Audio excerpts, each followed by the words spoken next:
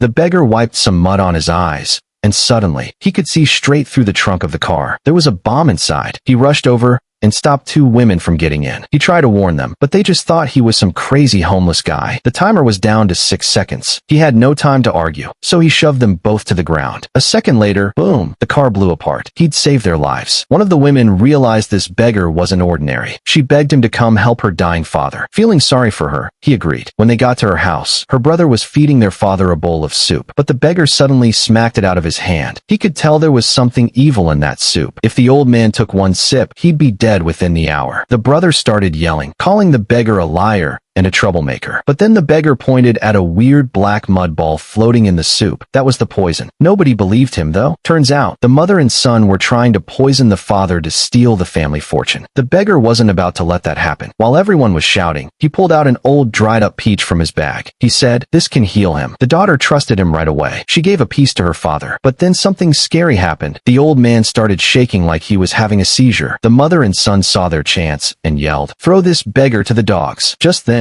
the father's eyes snapped open. He'd heard everything. He found out the beggar had saved him. So he offered his daughter's hand in marriage and gave the beggar a black card with $60 million on it. But the beggar didn't want to get married. He just took the money. He had to rush to the hospital to pay for his little sister's operation. When he got there, though, the woman was already waiting, like she knew he'd come. Then a nurse came out and said the surgery was canceled. Before he could even ask why, the mother and son showed up too. It was all a setup. The woman had planned the whole thing.